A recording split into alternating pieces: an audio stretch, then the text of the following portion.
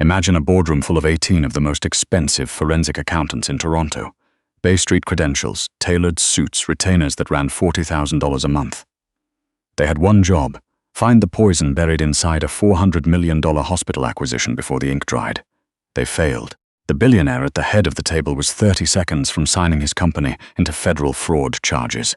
And then the woman refilling the coffee carafe, a cleaning staff supervisor earning $22 an hour, set down the pot, looked at a single line in a 100-page document, and said 4 words that stopped everything. This is the story of Sloan Beaumont, and it begins, as most impossible things do, on a Tuesday. The executive floor of Meridian Health Group occupied the 43rd story of a glass tower on Bay Street, high enough that the lake looked like hammered pewter and the people below looked like they didn't have problems. Sloan had cleaned this floor every weekday for 2 years. She knew which partners left their takeout containers under their desks. She knew which associates cried in the bathroom stalls after earnings calls. She knew that the air up here tasted different, colder somehow, like the kind of money that didn't need to be loud about itself. Tonight was different. The senior conference room, the one with the 12-foot windows and the table that seated 30, had been occupied since 6 in the morning. Sloan had been told to avoid it. Strict instructions from building management: no entry, no noise, service cart to remain on the south side of the floor until further notice. That was fine. She had a rhythm. She started with the partner offices, moved to the associate bullpen, worked her way to the kitchen. She'd get to the conference room last, after they cleared out. It was past 11 at night when her supervisor, a nervous man named Gerald who wore short-sleeved dress shirts in every season, found her in the kitchen reloading the cart. "They need coffee." He said it like an apology. "Fresh pot. The urn from the kitchen, not the machine. And glasses of water. Don't make eye contact, don't speak." "In and out, Gerald," Sloan said. "I've been doing this for 2 years. "These are different people," he said. She knew who they were. The building had been buzzing for a week. Not from the file. That name came from building gossip, and the business section of the Globe and Mail was acquiring St. Marguerite's hospital network, 12 hospitals across Ontario and Quebec. A $400 million deal that would make Caruso Capital the largest private healthcare infrastructure company in the country. There had been protests outside the building. There had been editorials. There had been a lot of expensive men in expensive cars arriving before dawn. Sloan loaded the urn, arranged the glasses on the cart, and wheeled it to the conference room door. Gerald hovered behind her, already sweating. She pushed the door open with her hip and rolled the cart inside. The room was a wreck of ordered chaos. Laptops open, documents spread in overlapping piles, 4 empty coffee urns already lined against the wall like casualties. 18 men sat around the table. Some were in loosened ties. 2 had taken off their jackets entirely, which told her they'd been here long enough to stop caring. At the far end, closest to the window and furthest from the door, sat the man who owned the table. Sloan had seen Nico Caruso in photographs. In person, he was quieter than she'd expected. Mid-40s, dark hair going silver at the temples, the kind of stillness that powerful men cultivated when they'd learned that raising your voice was a sign of weakness. He was looking at a document, and he was not happy about it. "Walk me through the liability transfer again," he said. His voice was measured, low, the kind that didn't need volume to fill a room. From the top, a man to his left, she would later learn his name was Prescott, lead counsel for the acquisition, cleared his throat. "The asset transfer structure insulates Caruso Capital from any pre-existing claims. The liability cap in Schedule D limits your exposure to $20 million over 5 years. It's standard. We've stress-tested it in 3 jurisdictions and the facilities themselves," Caruso said. "Clean," said another man across the table. "The environmental audits cleared in September. Hazardous material disposal across all 12 sites is documented and certified." Sloan moved along the wall. She was practiced at invisibility. She had learned it young, first as the kid whose family couldn't afford the right things, later as the person in the room that no one looked at directly. She filled cups without being asked. She placed glasses of water at elbows. She existed in the peripheral vision of people who were too busy to have peripheral vision. She reached the side of the table nearest Caruso and began filling the cup at his right hand. Her eyes moved the way they always did. Scanning, cataloging. She couldn't help it. It was the same instinct that had made her excellent at her job during the 4 years she'd spent as a medical billing analyst at St. Matthias Regional before the hospital consolidated, restructured, and eliminated her entire department in a single Friday afternoon email. She looked down at the open document near Caruso's elbow.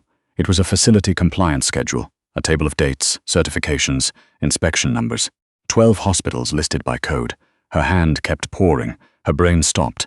The environmental clearance for St. Margarita's Harbour site, the largest of the 12 hospitals, a lakefront property in Kingston, was dated November 11th. Sloane had grown up in Kingston. Her grandmother had lived there. She had eaten turkey at a folding table in a church basement on Remembrance Day her whole childhood because her grandmother had believed, firmly and without apology, that cooking on November 11th was disrespectful to the dead. November 11th in Ontario, Remembrance Day. Provincial offices closed. Federally designated day of observance. Environmental compliance certificates, issued under provincial authority, could not be legally dated and stamped on a day when the issuing authority was closed. The document was forged. She set the coffee pot down. Not hard enough to make a sound. Just down, on the corner of the table, her hand steadier than she felt. Not your business, said the part of her brain that had learned caution from years of being the person who spoke up in meetings and got thanked with a layoff. You pour the coffee. You go home. You pick up your brother from the group home tomorrow morning and take him to his physio appointment, and you do not blow up the one stable job you currently have. Her brother Kieran had a spinal injury from an accident 4 years ago. His care, the physio, the adapted housing supplements, the medical equipment that wasn't covered, ran $900 a month beyond what the province provided. Sloane's job at Meridian paid enough to cover it, barely. If she lost this job, she had 6 weeks of buffer before the bills started bouncing. She picked the pot back up. She looked at the certification number on the environmental clearance. Then she looked at the date again. Then she set the pot down a second time. Kieran would tell you to say something, said a different part of her brain, the part that sounded like him, low and patient. Kieran would say you don't get to know the right thing and do nothing. Prescott was still talking. The transfer date gives us a 45-day window before the first tranche. That clearance is forged, Sloane said. The silence that fell was the kind that had texture. She could feel it against her skin. 18 heads turned. Gerald made a sound near the door that may have been his career ending. Nico Caruso tipped his head slowly toward the woman standing at the corner of his table with a coffee urn in her hand. He looked at her the way she imagined he looked at most things, directly and without blinking. I beg your pardon, he said. Not angry, careful. The environmental clearance for the harbour site, Sloane said. Her voice did not shake. She was almost surprised. It's dated November 11th. That's Remembrance Day. The Provincial Environmental Compliance Branch doesn't issue dated certifications on statutory holidays. The office is closed. Whoever signed that document backdated it. Prescott started. She has 30 seconds, Caruso said, still looking at Sloane. Let her finish. Sloane did not wait for the 30 seconds to feel generous. She pointed to the document. If you're buying the harbour site with a fraudulent environmental clearance on file, and there is an undisclosed contamination issue, the liability doesn't cap at $20 million. It transfers to you in full the moment you take ownership. Depending on what's there, you could be looking at remediation costs that exceed the purchase price of the entire network. The room was very still. The certification number, she continued, because she had started and stopping felt more dangerous now. Ends in the sequence, NOV11. That's not a coincidence. Whoever created this document didn't bother changing the internal timestamp. It's in the file number itself. Prescott leaned forward. He looked at the certification number. Something in his face changed, like a wall giving way at its foundation. Caruso hadn't moved. He looked at Prescott. Check it. The next 4 minutes were the loudest silence Sloane had ever stood inside. Keyboards, phones being unlocked, a chair scraping back, someone pulling up a provincial government database on a laptop and then going very pale very fast. She's right, said a young analyst at the far end of the table. His voice had the quality of someone delivering news they'd rather not be delivering. The Environmental Compliance Branch records show no certifications issued on November 11th this year. The number in this document doesn't exist in the provincial registry. Another analyst, older, was already on a second screen. The harbour site had a contamination flag in 2019, diesel fuel storage tanks. The remediation was supposed to be completed by last March. There's no confirmation of completion in the public record. Gerald whispered something near the door. No one heard him. No one was listening to Gerald. Caruso picked up the document. He looked at it for a long moment. Then he set it down flat on the table, smoothed it once with his palm, and looked up. Who are you? He asked. I supervise the evening cleaning staff for this floor. Before that, he said. It wasn't a guess. She had the sense he had already decided she wasn't accidental. Medical billing analyst. St. Matthias Regional. I worked compliance and certification tracking for 4 years before they restructured. She paused. I've reviewed a lot of environmental compliance paperwork. It's cross-referenced in hospital billing for federal infrastructure grants. Caruso was quiet for a moment. He reached for his water glass, drank from it slowly, and set it back down. Prescott, he said, and the single word carried the weight of approximately $40,000 a month in retainer fees being reconsidered. Get Whitmore on the phone. Get me the seller's full documentation chain for the harbor site going back to 2018. Tonight. He stood. Everyone else, we're paused. Find me a hotel and a boardroom. We are not signing anything until I understand exactly what we almost bought. The room began to move. Sloane stepped back toward her cart. She wrapped her hands around the handle of the urn and began to back toward the door. Mrs. Beaumont? Caruso said. She stopped. Don't leave the building, he said. I'd like to speak with you when this room clears. Gerald fainted slightly against the doorframe. Not fully. Just enough. It took 40 minutes for the room to empty. Sloane sat in the kitchen on a stool and drank a cup of tea and thought about Kieran. She thought about his face when she told him she got this job. Relief and pride in equal parts. Him saying, "See, I told you something would come through." She thought about how easily she could have said nothing. She thought about how much easier nothing almost always was. When Gerald came to find her, she followed him back to the conference room. The wreckage of the meeting had been partially cleared. Caruso was still at the table. A woman Sloane hadn't seen before, close-cropped hair, blazer, the particular posture of someone who managed things, stood near the window with a tablet. "Sit," Caruso said, gesturing to a chair, not unkindly. Sloane sat. "Tell me about St. Matthias," he said. So she told him. The billing analyst role, the compliance cross-referencing. The 4 years of reading government certification frameworks until she could recite the numbering conventions in her sleep. She told him about the restructuring. She told him, because he seemed like someone who would ask anyway, that she'd been overqualified for the cleaning job and grateful for it. "My brother's care runs about $900 a month above what the province covers," she said, not because she wanted his sympathy, but because she thought he deserved the honest context. "The job pays enough." That was the whole calculation. Caruso looked at her for a moment. "How old is he?" 29. Spinal injury 4 years ago. He's in adapted housing in Scarborough. He's doing well, actually, better than expected. She stopped. "That's probably more than you needed." "No," Caruso said, "it's useful." He looked at the woman near the window. "Renata." Sloane watched something pass between them in the way that information passes between people who have worked together a long time. Quickly and without words. "Miss Beaumont," Caruso said, "what I am about to tell you is going to sound like a transaction, and I want to be clear that I am not a man who makes transactions that aren't serious." He leaned forward slightly.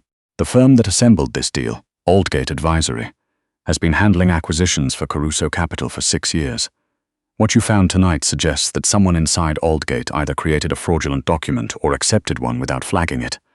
That is either incompetence or collusion. Either way, I need someone who can audit the documentation for every deal Aldgate has run for my company in the last 6 years."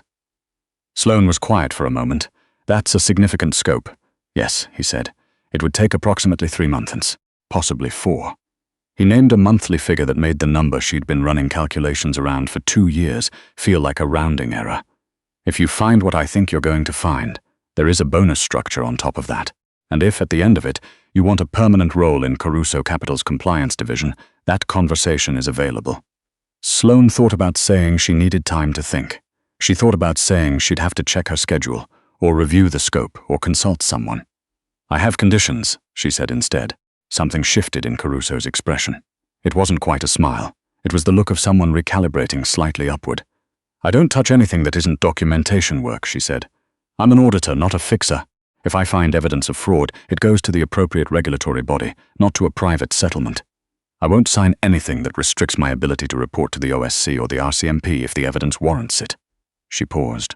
"And I want access to all the documentation, not filtered by Aldgate, not summarized by Prescott's team, direct access." Caruso was quiet for 4 seconds. She counted. "Done," he said. "All of it." He extended his hand across the table. She took it. His grip was firm and even. The grip of someone who had learned early that a handshake is a complete sentence. The next morning, Sloane arrived at the building at 7:30 in proper clothes. She didn't own much that qualified, but she had a blazer and dark trousers, and she put them on with the same focus she'd used every morning of the last 2 years when she'd loaded her cart and started with the partner offices. The woman named Renata met her in the lobby with a temporary access card and a badge that said compliance. Contract and walked her to a room on the 38th floor that had been cleared of everything except a long table, a laptop, and 32 bankers' boxes stacked along the wall. 6 years of deal documentation, Renata said. "Aldgate's files has transmitted to us. The originals have been requested. They'll arrive this afternoon." Sloane looked at the boxes. She felt the particular quiet of a room full of paper that hadn't been looked at carefully enough. "I'll need a printer," she said, "and a second monitor. And whoever was responsible for the harbor site file, I want the name of the Aldgate contact before I start. Not because I'm going to call them, because I want to know which documents to look at first." Renata looked at her for a moment with the expression of someone revising an estimate. "His name is Torrance," Renata said. "Warren Torrance. He's been Aldgate's lead for all Caruso accounts." "Thank you," Sloane said. She sat down, pulled the first box toward her, and started at the beginning. It took her 11 days to find the shape of it. Torrance hadn't been sloppy. That was the thing that took the longest to understand. He had been careful and patient, the way people are careful when they've been doing something wrong, for long enough to stop being nervous about it. The fraud wasn't obvious. It was structural, a consistent pattern of valuation inflation across 6 acquisitions, each one layered inside documentation that was legitimate enough to pass a surface review. The properties were real, the certifications were mostly real, but the valuations had been padded, consistently, precisely, by between 8 and 12%. And the difference between what Caruso Capital paid and what the assets were actually worth had been routed, across 6 transactions over 4 years, into a holding company registered in New Brunswick. The holding company's beneficial owner, buried 3 layers deep in corporate registry filings that Sloane pulled through a provincial database at 1 in the morning on her 12th day on the job, was Warren Torrance. She sat very still for a moment. She had been eating a granola bar at her desk, because she had forgotten about dinner again, which she did when she was deep in a problem. She set the granola bar down, $22 million. That was the rough total of the inflation across all 6 deals. $22 million that Caruso Capital had paid above market value over 4 years, all of it funneled to a man who had been sitting across conference tables from Nico Caruso and calling him by his first name and billing him $40,000 a month for the privilege. And the St. Marguerite's deal, the one she'd flagged the first night, was the largest of all of them. The harbor site's fraudulent environmental clearance wasn't the only issue. The property valuation had been inflated by $31 million. The remediation costs that were being obscured by the forged clearance would have come due to Caruso Capital 6 months after signing. She drafted her findings report. Then she drafted it again, more carefully, because the first version was too angry. She made it clean and sourced and precise. She attached every document she'd cross-referenced. She noted, in a separate section, that the totality of the evidence met the threshold for referral to both the Ontario Securities Commission and the RCMP Commercial Crime Section, and that under the terms of her engagement agreement, she was obligated and intended to make that referral. At 2:15 in the morning, she sent the report to Caruso. At 2:23, her phone rang. "Granola bars and bad coffee," she said. "I've had worse nights." There was a pause. She could hear him moving. The sound of a chair, a window, traffic far below. $22 million, he said, not like a question, like a man holding something heavy. "Over 4 years," she said. "It's in the appendix. I've cross-referenced every transaction. Torrance has been at every one of those closings," Caruso said. "He was at my father's retirement dinner. He's been in this company longer than some of my senior staff." Another pause. "I would not have seen this. My team would not have seen this. We were looking at the numbers Torrance gave us." "You were looking at what you'd been given," Sloane said. "That's different from looking at the full picture." She paused. "People who commit fraud at this level are very good at controlling what you see." "Did you know?" Caruso said, and his voice had shifted slightly, quieter, like something opening, "that my father built the first Caruso Capital acquisition on a shipping terminal in Hamilton. He was 26. He bought it from a man who spent 2 years trying to make him feel like he didn't belong in the room." A pause. "He told me that story every time I was about to sign something. He said, 'Nico, the most dangerous document is the one you're too impressed to read carefully.'" Sloane was quiet for a moment. He was right. He was right about most things. Another pause. "Go home, Ms. Beaumont. The referrals can wait until morning. You've done enough for one night. The RCMP referral needs to go out before the market opens," she said. "If Torrance gets wind of this before the securities filing, he can move the money." A pause. "Can he?" "The New Brunswick Holding Company has a linked account at a bank with offices in the Cayman Islands," she said. "It would take about 48 hours for him to get the funds offshore if he knew we were coming. How do we stop that?" "I've already drafted the preservation order request," Sloane said. "It goes to the OSC the moment they open at 8:30. That freezes the account pending investigation. Torrance can't touch it after that." She paused. I just needed you to see the report first. It's your company, your call." The silence on the line was different from the silences in the conference room. It wasn't the silence of a man deciding. It was the silence of a man who had already decided and was taking a moment to feel the weight of it. "Send the referrals," Caruso said. "All of them. Tonight, if they'll accept it. They have a digital intake portal," Sloan said. "I already have the forms open." There was a sound on the line that might have been a quiet exhale, or might have been something closer to a laugh. "Go home after," he said. "That's an instruction." She filed the referrals at 2:47 in the morning, closed her laptop, put on her coat, and took the elevator to the lobby. Outside, Bay Street was as close to quiet as it ever got. The lake was invisible behind the buildings, but she could smell it, the particular cold mineral smell of Lake Ontario in November that she'd known her whole life and never quite gotten used to. She called Kieran from the street. He picked up on the second ring, because he never slept well and he knew she worked late. "Hey," he said. "You okay?" She said, "I'm okay, I wanted to hear your voice." "Must have been a big day," he said. "A bit," she said. "I'll tell you about it Saturday. I'll make the good coffee," he said. "The Ethiopian stuff deal," she said, and hung up, and stood on Bay Street for a minute longer than she needed to before she found a cab. Warren Torrance was arrested 8 days later, at 11 in the morning, in the lobby of the Aldgate Advisory offices on King Street West. The arrest was quiet and fast and handled by 2 RCMP officers in plain clothes who had been briefed from Sloan's documentation. The freezing order had held. The $22 million was still sitting in the New Brunswick holding company, untouchable, pending seizure. The news hit the financial press by afternoon. Sloan watched the headlines appear on her phone from the desk on the 38th floor, where she had been spending 12 hours a day for the past 3 weeks. Renata came in at 4. "Mr. Caruso would like to see you," she said. "When you have a moment." Sloan saved her work, closed her laptop, and took the elevator up 5 floors. Caruso's office occupied a corner. It was less ostentatious than she would have expected. Good furniture, good art, the kind of restrained quality that didn't need to announce itself. He was standing at the window when she came in, looking at the lake. In the afternoon light, she could see the grey in his hair more clearly. He looked tired, the way people looked when something had been resolved that had been wrong for a long time. "Sit down," he said, without turning around. Then, a moment later, he turned and sat down across from her, not behind his desk but in one of the chairs arranged near the window. The informality of it surprised her slightly. "How are you?" he asked. It was a genuine question. She could tell by the fact that he waited for the answer. "Tired," she said. "Good tired," he nodded. "Torrance's lawyer is already talking plea," he said. "The forensic accountants the RCMP brought in confirmed your findings within 36 hours. Every number you documented." He paused. "The harbor site remediation estimate, by the way, came in at $68 million. If we'd signed that deal, it would have been the worst acquisition in the company's history." Sloan let that land for a moment. $68 million, and she had caught it on a date.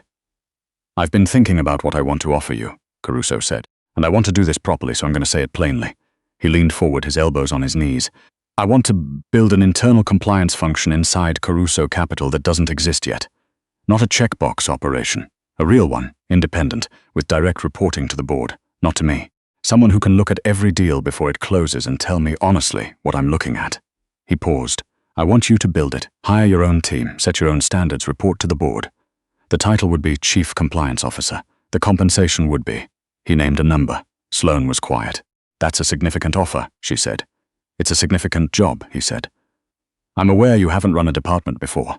I'm also aware that I've had people with 20 years of department experience who didn't find what you found in 11 days. He paused. "I'm not offering you the job because of what you know. I'm offering it because of how you think." Sloan looked at the lake through the window behind him. She thought about the morning 2 years ago when she'd driven to this building for the interview for the cleaning staff supervisor role.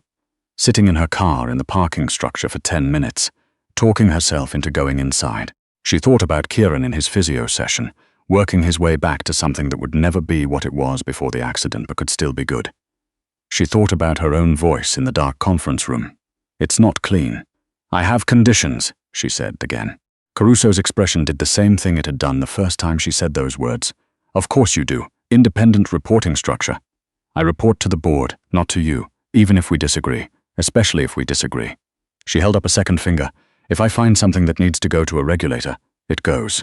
No internal settlement option, no conversations with counsel first, it goes. Third finger. My team's hiring decisions are mine, no interference." Caruso listened. He didn't interrupt. "Agreed," he said when she was done. All three, then yes, Sloane said. I'll take it. She extended her hand. He took it. They shook, there in the corner office above the lake, and that was the whole of it. No ceremony, no fanfare. Just two people making a serious commitment in the serious way that serious things get done. It was not a clean or easy transition. Building something from nothing never was. The first 3 months, Sloane worked 18-hour days in a way that was different from the 18-hour days she'd worked before. Because these days felt like building instead of surviving. She hired 2 forensic accountants, both younger than her, both formidably careful, and a regulatory specialist who had spent 7 years at the OSC and knew which filings mattered. She built a documentation framework from scratch, cross-referencing every active deal against the 6 Aldgate acquisitions, and establishing a verification protocol for third-party certifications that required original issuer confirmation on anything touching environmental, property, or licensing compliance. She presented the framework to the board in February. She had expected skepticism. She got questions, sharp ones, from people who had been doing this for 30 years. She answered every one of them directly, without hedging. By the end of the meeting, the board chair, a woman named Hendricks, who Sloane would come to respect enormously, said simply, "This is the framework we should have built 6 years ago." She saw Caruso in hallways, in meetings. Occasionally, late in the evening, they would both be on the floor at the same time, and he would knock on her office door and they would talk, not about the deals, but about other things. About his father, about Kieran's progress in physio, about the way the lake looked in the frozen months of January when the ice came in from the east. She noticed that he listened the same way he looked at things, directly and without blinking.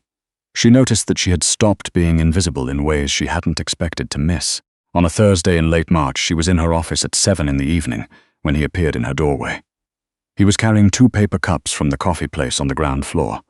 He held one out to her without a word. She took it. He sat in the chair across from her desk, which he had done before, but this time he didn't have a file or a document or a reason. "My father would have liked you," he said after a moment. Sloane looked at him. "Tell me about him." So he did. He talked for an hour about a man who had come to this country at 22 with a work permit and a cousin's couch, and had built something through a combination of stubbornness and precision that, Sloane thought, sounded familiar in its particulars. She told him about her own mother, who had managed the household budget of a family of 4 on a teacher's salary with the careful ferocity of someone who knew that every dollar had to work. They talked until it was dark outside and the lake had disappeared into the night sky, and neither of them had a reason to stop. She thought later, walking to the elevator, this is what it looks like when something real starts, not with drama, not with a gesture, just with 2 people in a room, past the point of performing, finally just talking. 4 months after that, on a Friday evening in July, Caruso asked her to dinner, not a work dinner. He said it plainly and without preamble, which she appreciated, because she would not have respected anything coy. "I'd like to take you to dinner," he said. "Not about work. Just dinner." "All right," she said. The restaurant was not the kind of place that needed to be impressive. It was small, on a side street in Corktown, the kind of place with handwritten specials on a chalkboard and wine, poured without ceremony. They talked through 3 courses and most of a bottle of Burgundy about things that had nothing to do with compliance frameworks or acquisition documents.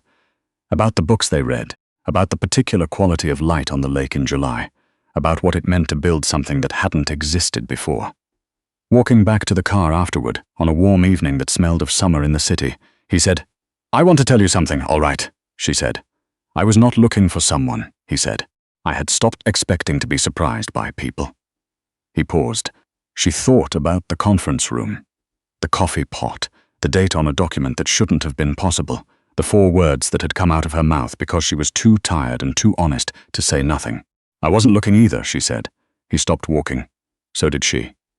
"Sloane," he said, and the way he said her name, careful and complete, like it meant something to get it right, made her understand that this was a real thing, happening in real time, not a hypothetical.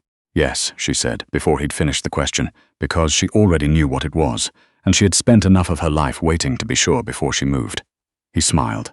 It changed his face entirely, not the controlled expression of the boardroom, not the focused attention of the office, but something open and uncalculated. She thought, there he is, the man underneath the careful stillness, the one who'd told her about his father at 7 in the evening over paper cups of coffee, the one who had sat still and counted to 4 and then said done like he meant every word of it. She had walked into a boardroom to pour coffee. She had walked out of it, eventually, with a job she had built from the ground up, and a life that looked nothing like the one she'd been managing, carefully and quietly, for the 2 years before that November night. Kieran cried at the wedding, which he would deny afterward. Their mother made a toast that was too long and perfect. Renata sat in the third row and nodded once at Sloane across the room, in the way of someone who had known how this was going to end before most of the people involved. And Sloane, standing there in a dress that was not stained or frayed or practical, thought about visibility, about how long she had made herself small, made herself quiet, made herself the person in the room that no one needed to look at, about how a single moment of refusing to be quiet had opened into a life she could not have planned. She had not been rescued. She had not been lucky.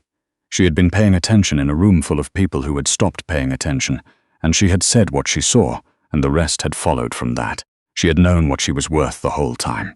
She had just needed the room to go quiet long enough to say it out loud.